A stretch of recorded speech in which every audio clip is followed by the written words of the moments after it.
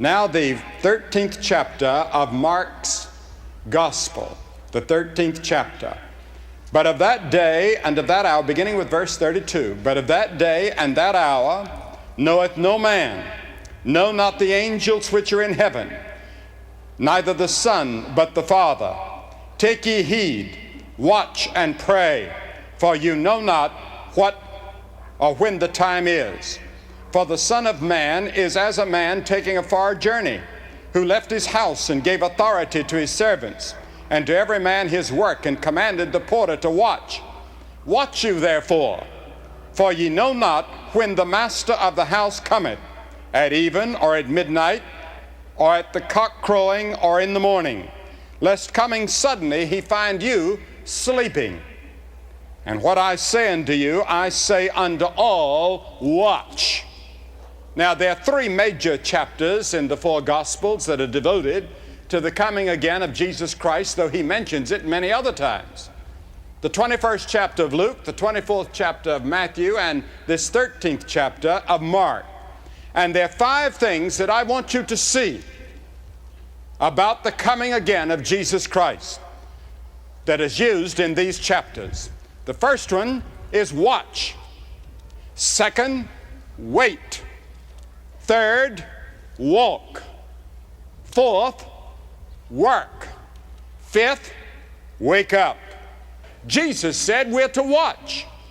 We're to watch an unfolding scenario which would match current events in the world, which he predicted would precede his return. He said in Matthew 16, discern the signs of the times. He said, read the signs. He said, they'll be all about you before I return.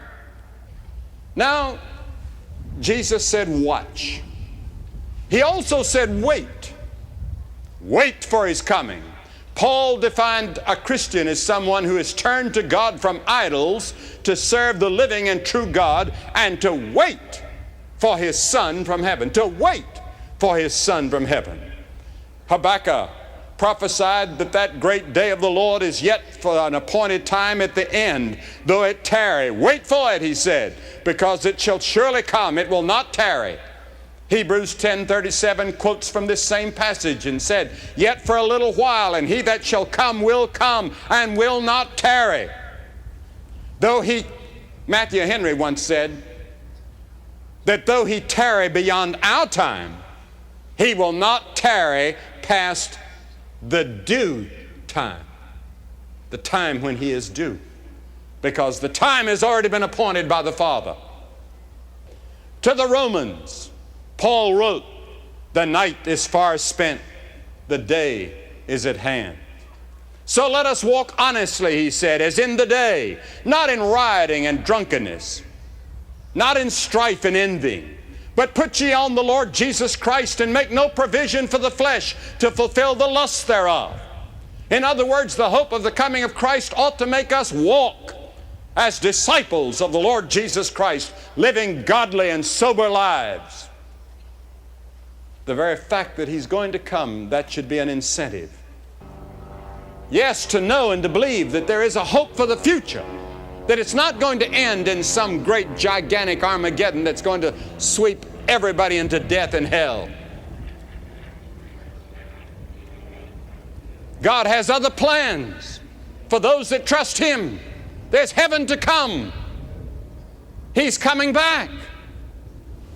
There are too many prophecies that are left unfulfilled that must be fulfilled if he's to keep his word. Don't sleep. Wake up to what is happening and how close you yourself may be to the end of your world. Romans 13, and that knowing the time, that now is the high time to awake out of sleep, for now is our salvation nearer than when we believed. The night is far spent, the day is at hand. Let us therefore cast off the works of darkness, and let us put on the armor of light. You say, well, Billy, if I believe that, I wouldn't be working for peace and trying to get a better world and do good things. Why don't we just sit down and wait for the coming of the Lord? He warned us against that kind of complacency. This should be an incentive to make us work harder. than ever before.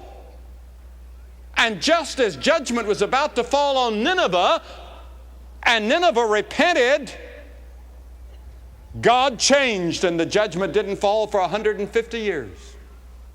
A mighty revival in America, a mighty revival throughout the world could change the course of world events. And it's the only thing that can. But till then, we better be ready.